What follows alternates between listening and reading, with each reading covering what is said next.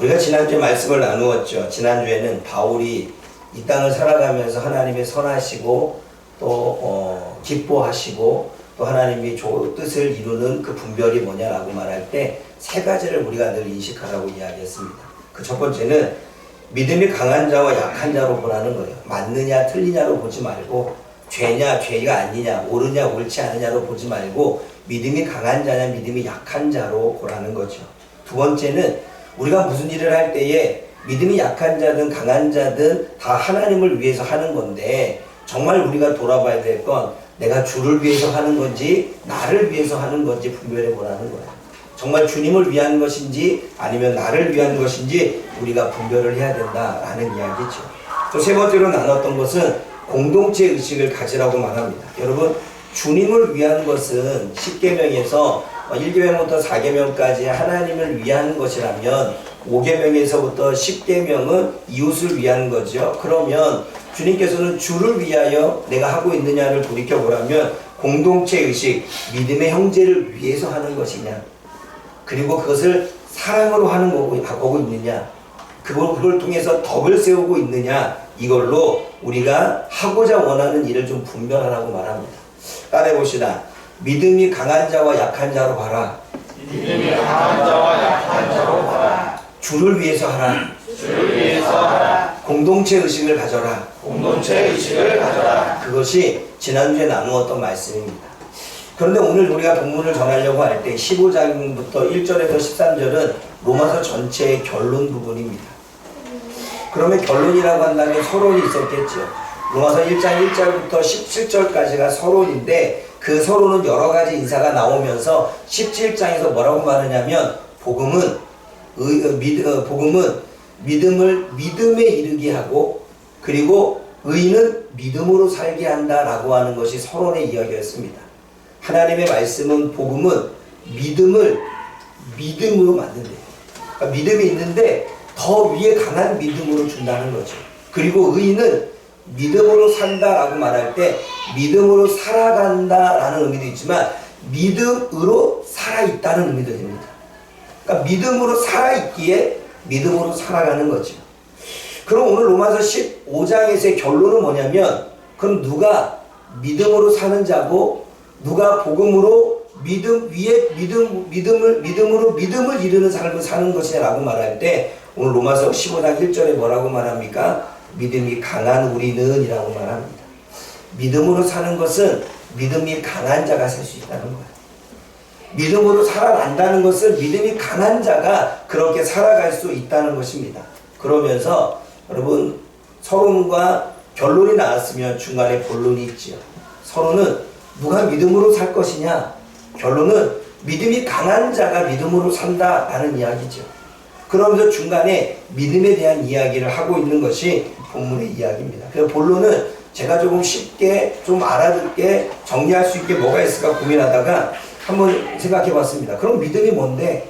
믿음으로 살아간다면 믿음이 뭔데? 믿음은 예수 그리스도를 메시아로 구원자로 믿는 것, 이게 믿음이라는 거예요. 그러면 어떻게 믿는 것인데? 어떻게 믿을 수 있는데? 예수님을 구원자로 받아들일 때, 영접할 때, 내 안에 영접하고 받아들이고 환영할 때 믿을 수 있다는 거죠. 그러면 믿음은 뭐가 좋은데? 믿음은 무엇이 우리들에게 유익된데? 첫 번째는 우리들의 모든 죄를 다 씻어준다는 거죠. 그래서 너를 의롭게 한다. 두 번째는 너희에게 사망을 패하고 영원한 생명을 준다. 믿으면 영원한 생명을 얻어. 세 번째, 믿으면 천국 가. 우리는 지옥 가지 않고 천국 가. 그것이 믿을 때 우리에게 주는 유익이다 라고 말하는 것입니다. 그러면 믿음으로 사는 삶을 뭔데? 어떻게 하면 믿음으로 살 수 있는데? 라고 말할 때 하나님의 선하시고 그리고 기뻐하시는 뜻을 분별하며 사는 것. 그것이 뭐냐면 하나님께는 영광 돌리는 공의의 삶, 그리고 내 이웃들을 돌보는 정의의 삶, 이것이 우리가 믿음으로 사는 삶이고 그리고 그렇게 사는 자가 믿음이 강한 자다라는 이야기가 로마서 전체의 이야기입니다. 그럼 오늘 저와 여러분들이 나눌 말씀은 로마서 15장 그 말씀에 1절에서부터 13절까지의 말씀의 결론적인 부분이죠. 바울은 1절에 이야기를 합니다. 한번 읽어볼까요? 1절 말씀 시작. 믿음이 강한 우리는 마땅히 믿음이 약한 자의 약점을 담당하고 자기를 기쁘게 하지 아니할 것이라. 그럼 뭐가 믿음이 강하냐는 거죠. 믿음이 강한 자는 누구이고 믿음이 약한 자는 누구인지를 알 때 내가 지금 믿음이 강한 사람인지 믿음이 약한 사람인지 알 수 있겠죠. 근데 본문에 믿음이 강하다라고 하는 건 우리는 믿음이 강하다고 말할 때 예배를 잘 드리는 것, 기도생활 열심히 하는 것, 성경책을 열심히 읽는 것, 뭐 이런 것들도 믿음이 강한 것으로 표현되지요. 그런데 정말 믿음이 강한 자는 살면서 사람과의 관계 속에 나온다는 거야. 내가 무인도에 살면 내가 믿음이 좋은지 몰라요. 왜냐하면 무인도에는 내가 그냥 나 혼자서 열심히 고기 잡아 물고기 잡아서 나 혼자 생활하면 되니까 내가 믿음이 좋은지를 몰라요. 그런데 도시에 나오게 되면, 산속에서 나오게 되면 사람들과 만나야 돼요. 어려운 환경과 접해야 되고, 또 나랑 불편한 사람과 만나야 되고, 나랑 생각이 다른 사람과도 부딪혀야 돼요. 그런 상황에서 내가 믿음이 있느냐 없느냐가 나올 때 정말 내가 믿음이 있는지 없는지를 알 수가 있다는 거예요. 그래서 오늘 이 믿음이 강한 자라고 말할 때 이 단어가 할 수 있는 자, 능력이 있는 자, 행동할 수 있는 자, 이게 믿음이 있다는 거예요. 그게 뭐냐면 하나님을 절대적으로 신뢰할 수 있는 자, 이게 믿음이 있다는 거죠. 두 번째는 하나님의 말씀을 삶에서 적용할 수 있는 사람, 이 사람이 믿음이 있는 사람이라는 거예요. 하나님과 교제를 위해서 예배와 말씀과 기도와 전도의 삶을 살 수 있는 자, 누구에 의해서가 아니라, 누구의 강요에 의해서가 아니라 자기 스스로가 하나님과 관계를 맺고 교제하기 위해서 스스로 예배하고, 스스로 말씀을 읽고, 스스로 기도하고, 스스로 전도하고, 스스로 봉사하는 삶을 살 수 있는 사람, 이게 믿음이 강한 사람이라는 거예요. 또 성령의 열매를 맺으면서 성령의 충만함을 사는 사람, 이 사람 믿음의 사람이라는 거죠. 그 믿음이 강한 우리, 사도 바울은 자신의 동역자들, 함께 지금 말씀을 전하는 그 동역자들이 믿음이 강한 우리라고 표현하고 있습니다. 그러면서 뭐라고 말합니까? 마땅히 믿음이 약한 자의 약점을 담당해라 라고 말합니다. 믿음이 강한 자가 믿음이 약한 자를 담당해 주래요. 그럼 믿음이 약한 자는 어떠한 사람입니까? 본문에 그 디나토스라고 하는 단어 앞에 부정관사의 아가 붙었습니다. 그러니까 할 수 없는 자, 능력이 없는 자, 행할 수 없는 자가 믿음이 약한 자라는 거예요. 인생을 살면서 하나님을 절대적으로 신뢰할 수 없는 자, 하나님 외에 다른 것들을 붙들고 살 수밖에 없는 사람이 믿음이 약하다는 거예요. 하나님의 말씀을 삶에서 적용할 수 없는 자, 믿음이 약하다는 거예요. 하나님과 교제를 위해 스스로 예배하고 말씀 읽고 기도하고 전도하고 봉사하는 이 삶을 살 수 없는 자, 믿음이 연약하다는 거예요. 그리고 성령의 열매를 맺지 못해서 성령 충만하게 살지 못하는 사람이 믿음이 약하다는 거예요. 그래서 믿음이 강한 사람이 이 믿음이 약한 자를 담당하라고 말하는데 마땅히라고 표현하고 있습니다. 마땅히는 빚지다예요. 여러분, 빚을 지면 갚아야 돼, 안 갚아야 돼? 갚아야 되죠. 그러니까 반드시 해야 된다는 이야기인 거예요. 근데 우리는 빚졌대요. 누구한테? 예수님한테. 예수님한테 우리가 사랑을 빚졌고, 예수님한테 구원을 빚졌고, 예수님한테 은혜를 빚졌고, 예수님한테 이 땅에서 받는 복을 빚졌고, 예수님한테 긍휼을 빚졌기에 우리는 빚진 자다. 그럼 마땅히 빚진 자로서 갚아야 되지 않겠느냐, 그 얘기예요.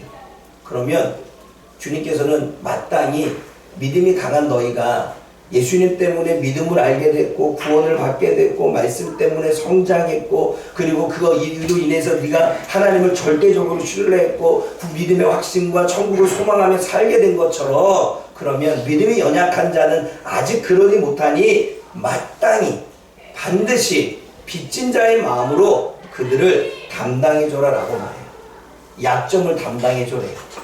약점을 담당한다는 건 할 수 없는 것, 하고 싶어도 해내지 못하는 것, 힘이 없고 연약해서 나약해서 늘 넘어지고 쓰러지는 것, 이것을 기쁘게 대신 지라고 말합니다. 여러분, 믿음이 약하여 할 수 없는 사람의 짐을 대신 지라는 거예요. 믿음이 약해서 봉사할 수 없어요. 그럼 믿음이 강한 사람이 대신 봉사하는 거예요. 믿음이 약해서 긍휼을 베풀 수 없어요. 그럼 믿음이 강한 사람이 대신 긍휼의 마음을 가지고 도와주라는 거예요. 믿음이 너무나도 연약하기 때문에 하나님 앞에 헌신할 수 없어요.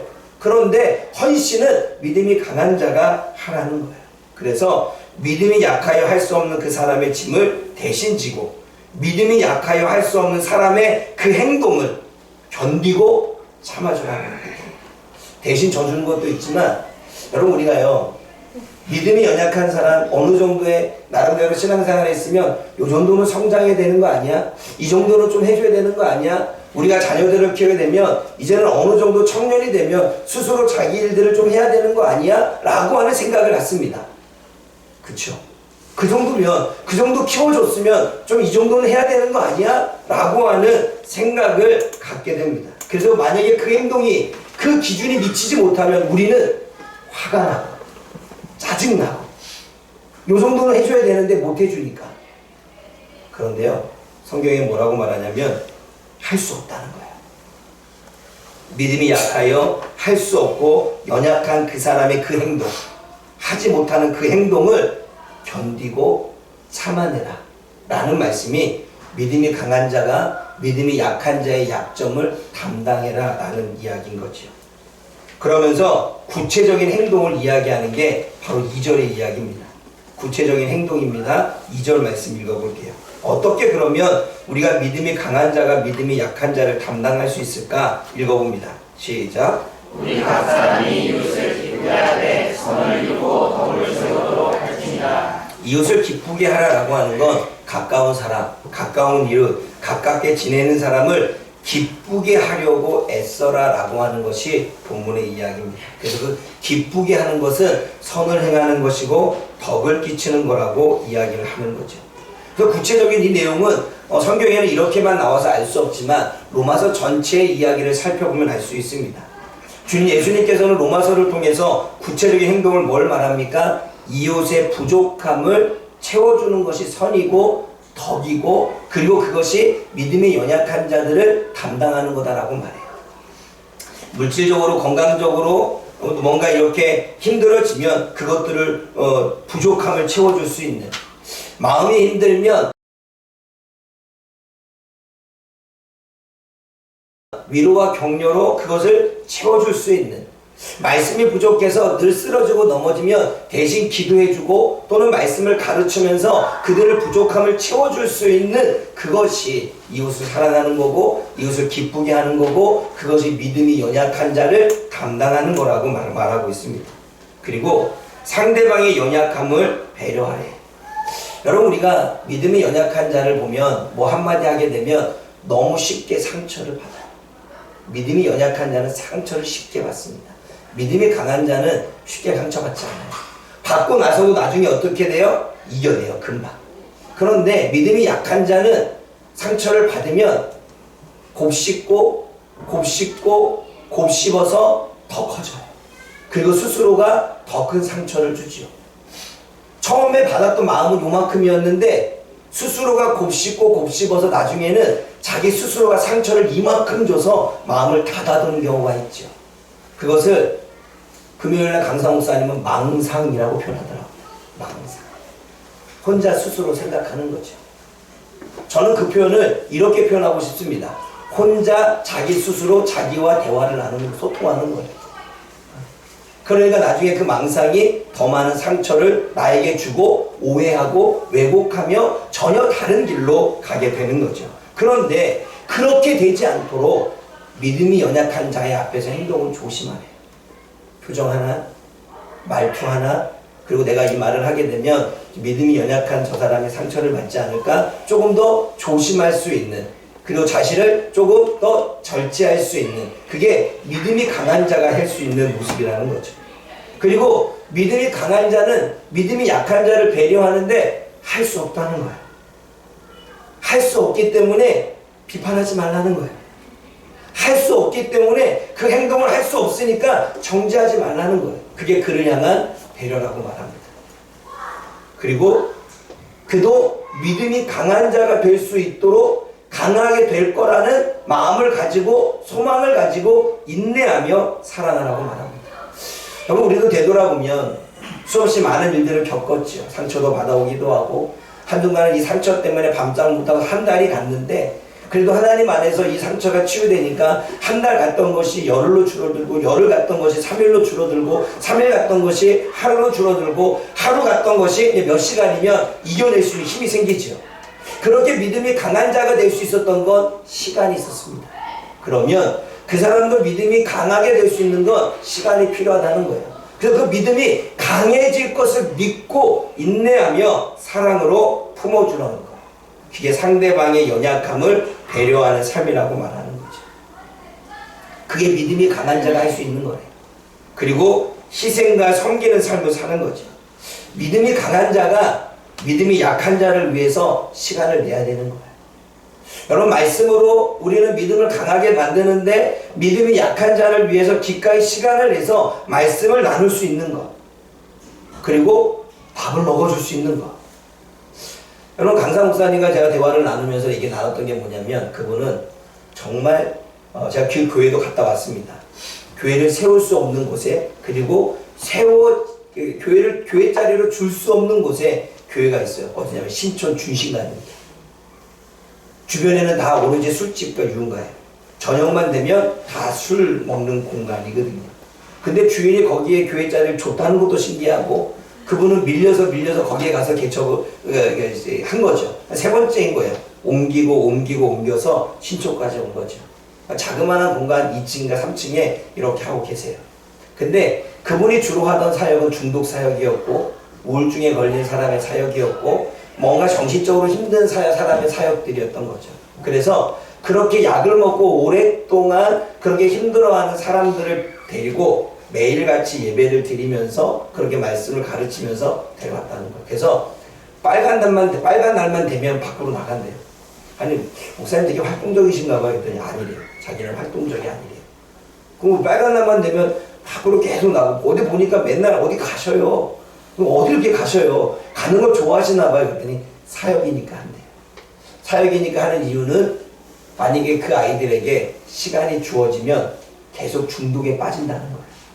시간이 주면 생각을 바로 잡았다가도 핸드폰에 빠지고 게임에 빠지고 다른 생각 망상에 빠져서 자꾸 그런 삶을 살다 보니까 빨간 날만 되면 데리고 나간다는 거예요. 그래서 자꾸 그런 생각을 하지 못하도록 한다는 것이지. 여러분, 이게 뭐예요? 기꺼이 그러한 영혼들을 위해서 시간을 내고 자신의 편안함, 자신이 쉴 수 있는 시간, 자신의 시간, 자신이 뭔가 책을 보고 연구를 하고 할 수 있는 시간을 기꺼이 희생하는 것. 이게 믿음이 강한 자가 할 수 있다는 거죠. 그래서 믿음이 강한 자는, 야, 내가 이만큼 했으니, 내가 이만큼 사용했으니 너도 나한테 이만큼 해야 되지 않아? 라고 하는 권리를 요구할 수 있지만, 그 권리까지도 내려놓고 포기하고 그냥 뭔가를 해주지 않아도 기브앤테이크, 내가 줬으니 너도 날 줘야 돼 하지 않고 받을 마음 없이 오로지 주기만 하는 그 희생적으로 권리를 포기하는 그 삶이 믿음이 강한 자가 갈 수 있는 삶이라는 거죠. 그러면 핵심의 말씀은 이렇습니다. 이웃의 유익과 공동체의 화합을 위해 자기를 희생할 수 있는 사람이 믿음이 강한 자고, 자신의 자유와 권리를 주장할 수 있지요. 자신의 쉼과 자신의 시간과 자신의 물질과 자신의 모든 것들을 내 것이라고 주장할 수 있지만, 다른 사람을 위해서 기꺼이 배려하고 헌신할 수 있는 것, 그것이 믿음이 강한 자라는 거예요. 반면에 믿음이 연약한 자는 내 건데, 내 시간인데, 내가 쉬는 시간인데, 내가 그동안에 했는데 이만큼은 내가 못해? 라고 하는 사람은 믿음이 연약하다는 거예요.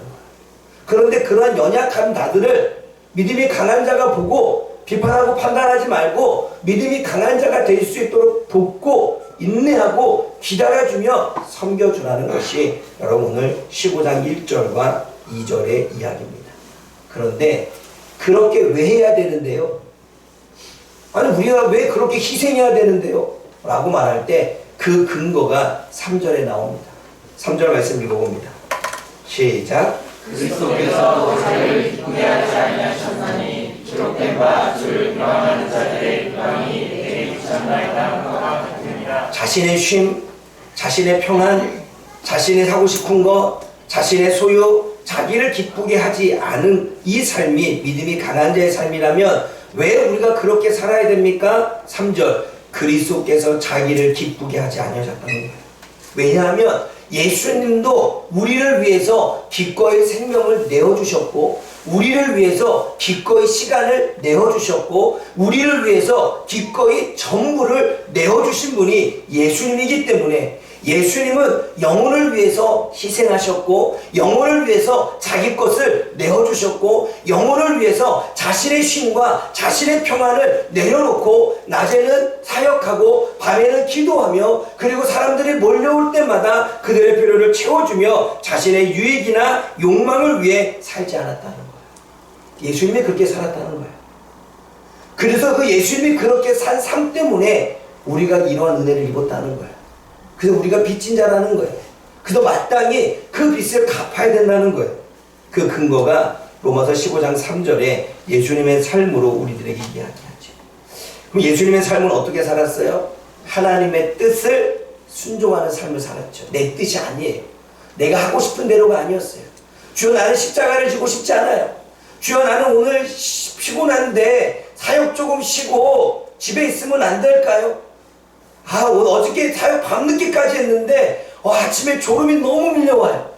그럼에도 불구하고 주님은 아침에도 일어나 또 사역 현장으로 가고 사마리아 여인을 만나고 마태를 만나고 누가를 만나고 그리고 귀신 들린 자를 만나고 실로암 연못에서 그렇게 자기의 병을 치유하기를 기다리는 사람들을 만나면서 그 사역들을 하는 거죠. 나의 편안, 나의 쉼, 나의 물질, 나의 시간, 나의 능력, 나의 생명까지 다 내어주신 분이 예수님이에요.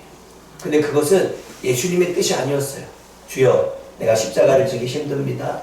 이 십자가를 내가 내려놓고 싶습니다. 두렵습니다. 근데 주님께서 뭐라고 말씀하시냐면, 내 마음은 그런데 주님의 뜻이 그렇지 않더라면 내가 주님의 뜻에 순종하겠습니다. 그리고 십자가를 지지. 예수님은 하나님의 뜻에 순종하는 삶을 살았죠. 그리고 타인을 섬기고 살아가는 삶이었어요. 여러분, 예수님이 하나님의 뜻을 따르며 살았다는 건 주님 앞에 영광 돌리며 살았다는 거예요. 그게 영광 돌리는 삶이죠. 그러면서 타인을 섬기고 살아가는 삶을 살았는데 타인을 위해서 희생하고 4대 사명 그 감당하셨죠. 가르치고 복음을 전파하고 귀신 들린 자를 쫓고 병든 자를 고치는 이 삶을 사셨습니다. 그렇게 자기를 희생하고 고난을 기쁘게 감당하는 삶이 예수님의 삶이었고 그 삶이 예수님께는 영광이 되어졌죠. 사랑하는 여러분, 우리가 이 말씀을 통해서 느낄 수 있는 건 믿음이 강한 자는 믿음이 약한 자가 할 수 없음을 인정해야 돼요. 저 사람은 할 수 없다. 낙인을 찍기를 하는 얘기가 아니에요. 인정하라는 거예요. 근데 보세요. 인정하지 않으면 어떻게 돼요? 화가 나요. 저 사람은 할 수 없는데 할 수 있다는 생각이 나면 화가 나요. 남편이 재활용을 버려줄 수 있는데 안 버려주면 화가 나요. 아내가 집에 왔는데 설거지를 할 수 있는데 빨래를 할 수 있는데 안 하고 있으면 화가 나요. 내가 왔는데 저녁을 차려줘야 되는데 저녁을 차려주지 않으면 화가 나요. 그래 안 그래? 아이들이 좀 컸으면 옷 벗은 걸 빨래통에 넣어주면 되는데 방 안에 널려놔요. 화가 나요. 그런데 우리는 여기서 해야 될 건 뭐냐면 할 수 없다. 할 수 없음, 행동할 수 없음을 인정할 때 우리는 더 이상 화가 나지 않겠죠. 제가 이 말씀을 통해서 다시 한번 제가 놓치고 있는 게 뭔가를 깨닫게 되어졌죠. 또 믿음이 강한 자는 믿음이 약한 자의 짐을 할 수 없는 걸 대신 져주는 거예요.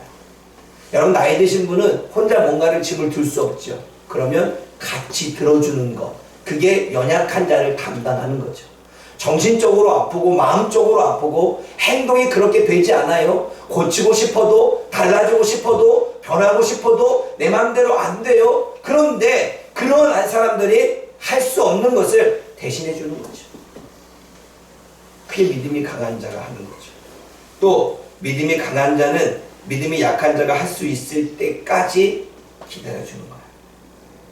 너는 성인이냐 성인이 아니냐? 너는 그만큼 컸냐 컸지 않느냐? 네 나이 40이고 50인데 아직도 그러냐? 이게 아니라 믿음이 강하냐 약하냐의 문제인 거죠. 믿음이 강한 자는 믿음이 약한 자가 할 수 있도록 사랑으로 섬기며 도와줘야 된다는 것입니다. 그것이 오늘 로마서의 결론이죠. 근데 여러분, 결론이면서 우리가 이 얘기를 들으면 항상 우리들에게 하는 이야기가 있습니다. 제가 항상 상담을 하는 게 나면 목사님이니까 가능하지요 라고 하는 얘기를 참 많이 해요. 목사님 할 수 없어요. 하기 힘들어요. 목장 모임을 갔다가도 뭔가 영적인 얘기를 나누면 못해요. 할 수 없어요. 어떻게 해요? 여러분, 믿음이 약한 자의 짐을 대신 지고 선을 행하라는 것을 압니다. 그렇게 살아야 된다는 거 알아요. 대부분의 믿음의 그리스도인들이 못된 신앙을 살아왔던 사람들이 신앙의 연수가 10년, 20년, 30년 되는 사람이 다 말해요. 목사님 알아요. 안 돼요. 힘들어요. 못해요. 그렇게 살아가는 것이 하나님이 기뻐하시는 뜻은 아는데 성도의 어려움이 있죠. 행동으로 실천하기가 너무나도 어렵다는 거예요. 그러면 제가 고민해 봤습니다. 왜 행동으로 어려울까? 묵상하면서 느끼는 게 몇 가지가 있어서 그 이유가 인간의 본성은 자기 중심적이라는 거예요. 인간의 본성은 자기 중심적이에요.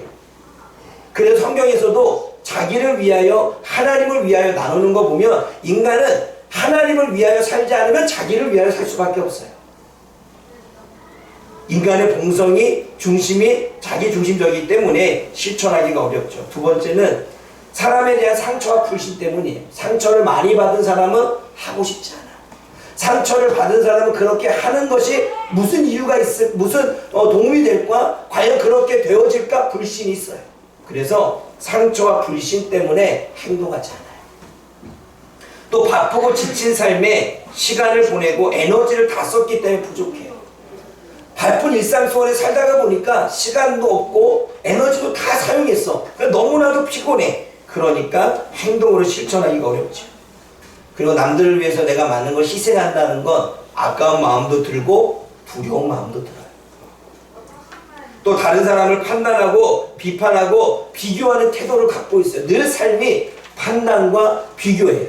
그러니까 판단하고 비교하니까 그 사람들을 위해서 행동하고 실천하는 게 쉽지 않죠.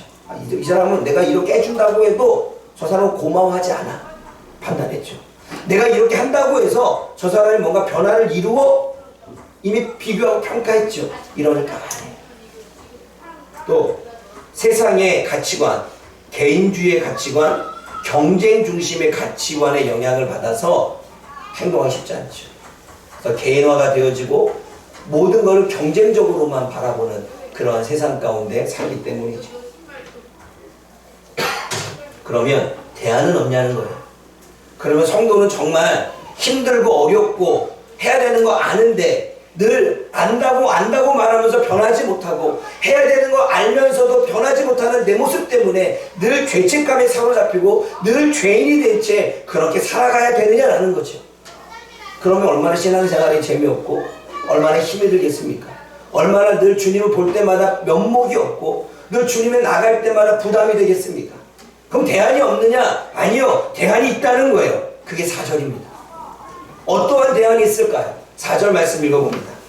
시작. 무엇이든지 전에 기록된 바는 우리의 교훈을 위하여 기록된 것이니 우리로 하여금 인내로 또는 성경의 위로로 소망을 가지게 합니다. 문제의 대안은 하나님의 말씀이라는 거예요. 보세요. 4절. 무엇이든지 전에 기록된 바는 우리의 교훈을 위하여 기록된 것이다 라고 말합니다. 그러면서 뭐라고 말합니까? 확고한 인내로 또는 성경의 위로와 격려로 우리에게 소망과 기대를 가지게 한다라고 말해요. 뭐가요? 이전에 기록된 것이. 그럼 이전에 기록된 건 뭐예요? 구약의 말씀이에요. 하나님의 말씀이, 기록된 말씀이 우리에게 확고한 인내를 주고, 하나님의 말씀이 우리를 위로하고, 하나님의 말씀이 우리를 격려하고, 하나님의 말씀이 우리에게 소망을 주고, 하나님의 말씀이 기회를 갖게 한다는 거예요. 그래서 행동하기 어려운 성도들도 성경 나아가면 어떻게 된다고 말합니까? 5절 말씀 읽어볼게요. 5절 시작. 이제 인내와 위로의 하나님이 너희로 그리스도 예수를 본받아 서로 뜻이 같게 하여 주사. 성경을 읽으면 예수님을 본받게 되고 예수님의 뜻을 품게 된다는 거예요. 예수님과 한 마음이 되고 예수님과 한 목소리를 내게 된다는 거예요. 성경이 대안이라는 거예요. 하나님의 말씀을 행동으로 옮기기 어려운 성도들에게 성경은 대안입니다. 왜요? 예수님의 모습을 보게 되고 그의 희생을 보게 되고 그의 섬김의 이유를 알게 되어져서 동기부여가 되어지고, 하나님이 나를 얼마나 사랑하는지, 그리고 날만 얼마나 격려하고 있는지, 희생이 두려운 나에게 주님을 얼마나 담대한 말씀으로 붙잡아 주고 있는지, 그 말씀이 성경 안에서 우리에게 역사한다는 거예요. 때로는 좌절하고 때로는 넘어지고 또 열심히 살고자 했지만, 또 주님의 뜻대로 살고자 했지만 그렇게 살지 못하는 우리에게 할 수 있다라고 위로하고 격려하고 도전을 주고 담대함을 주고 용기를 주고 도우심을 주는 것이 하나님의 말씀이라는 거예요. 그 말씀에 디모데후서 3장 16절을 찾아보겠습니다. 디모데후서 3장 16절에 17절.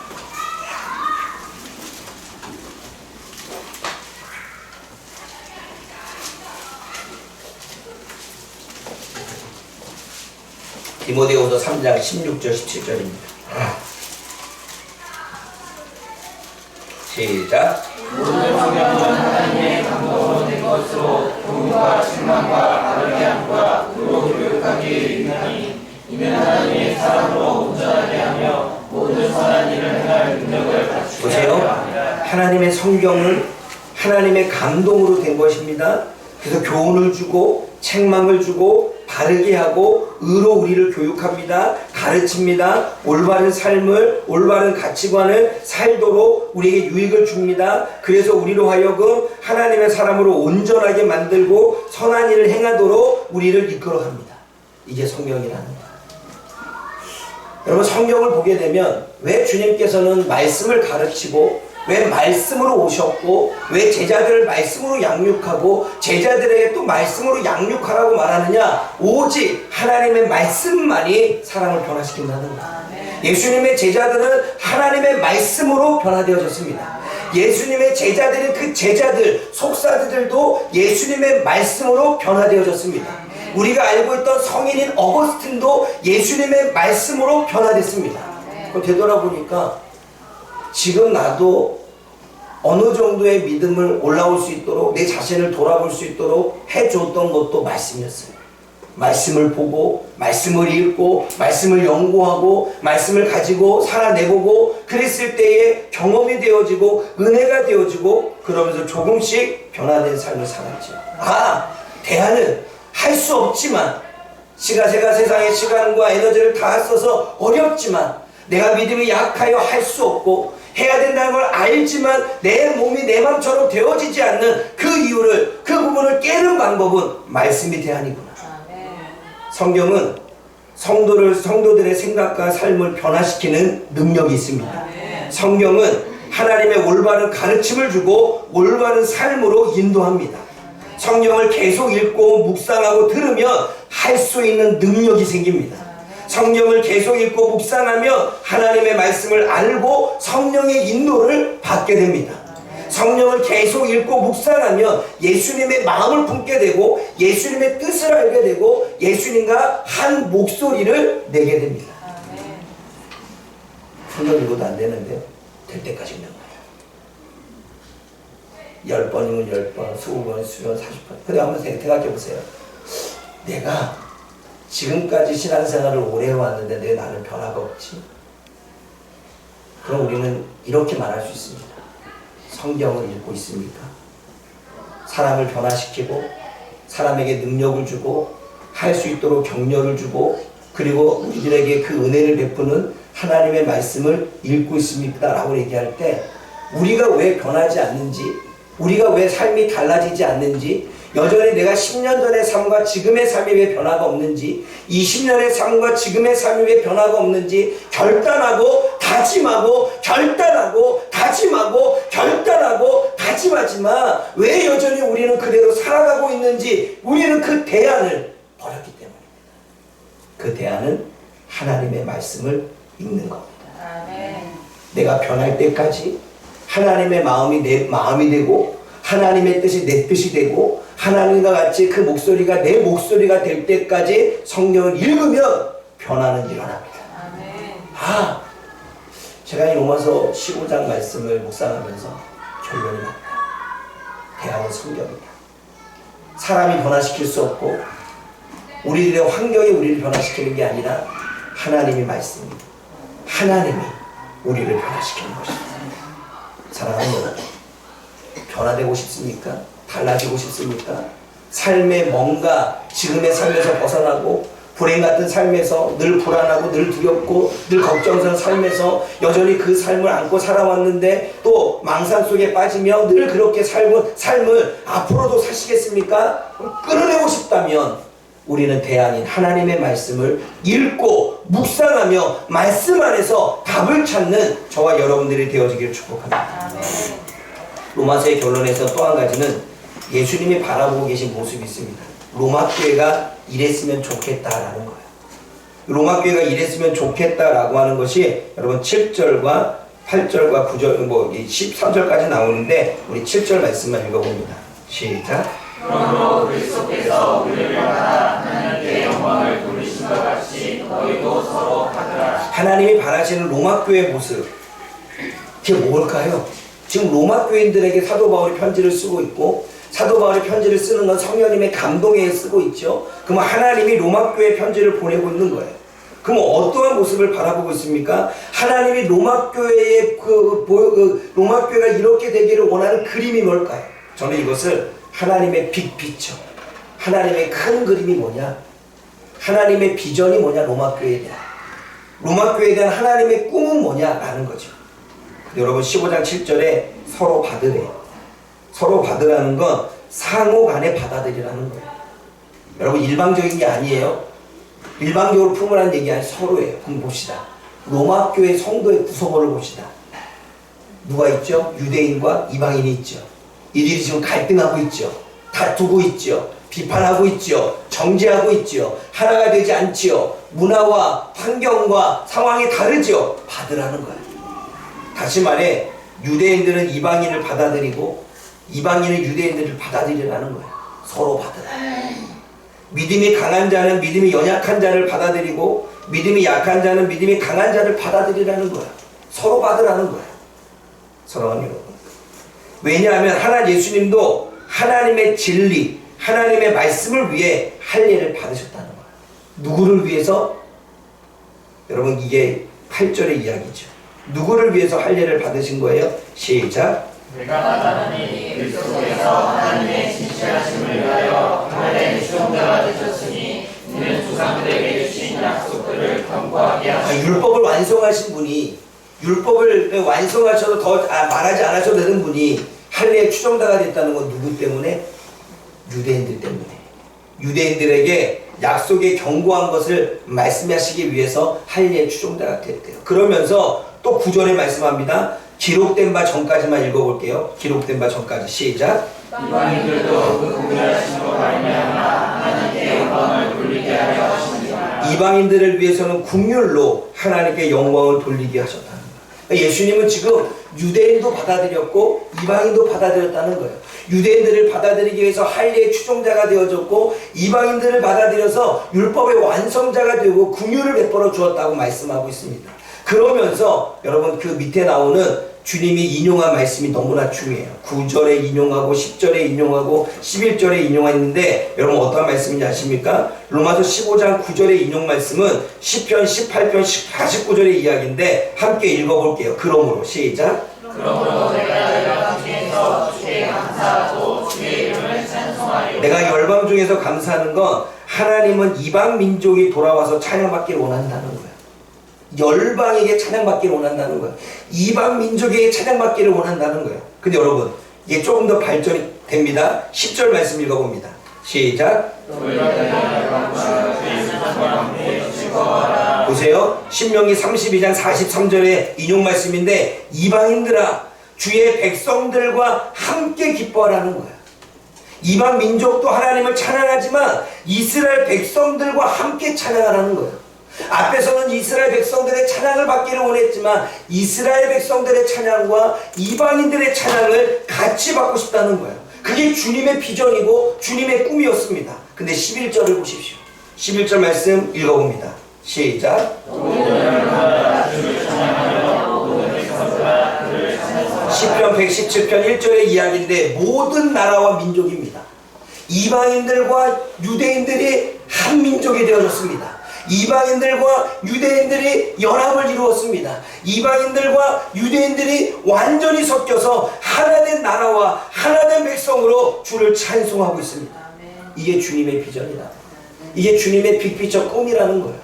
이방인들도 돌아오고 이방인들이 돌아와서 유대인들과 함께 찬양하고, 그것으로 끝나지 않고 이방인들과 유대인들이 구별 없는 하나된 연합된, 그래서 한 나라와 한 민족이 되는 것, 이게 주님이 로마 교회인들에게 원했던 하나님의 빅피처 꿈이라는 것입니다.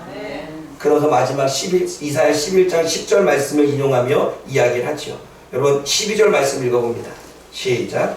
이사야가 이르되 이제 그의 곧 열방을 다스리기 위하여 일어나시는 날이 있으니 열방이 그에게 소망을 드리리라. 열방, 모든 나라를 다스리기 위해서 일어나는 분이 계시는데 예수님이겠죠.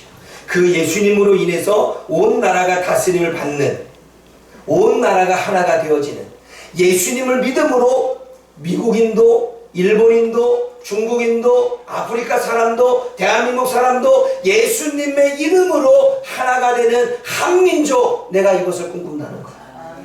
이방 민족과 유대인으로 나누어서 다투지 말고, 나의 꿈은 온 세계 사람이 예수님을 믿음으로 하나가 되고 연합을 이루어 그들이 함께 찬송하는 걸 내가 듣고자 원한다, 이 얘기예요. 아멘. 여러분 말씀을 믿습니다. 하나님은 우선 믿음이 강한 자가 믿음이 약한 자를 담당하며 하나 되기를 원합니다. 빅피처 하나님에게. 하나님은 성경 말씀을 통해 한 마음과 한 뜻과 한 목소리로 하나가 되기를 원하십니다. 하나님은 서로 다른 환경과 서로 다른 성격과 서로 다른 문화와 생각을 가진 성도들이 하나 되어서 한 나라와 한 민족으로 하나님 앞에 찬양하기를 원합니다.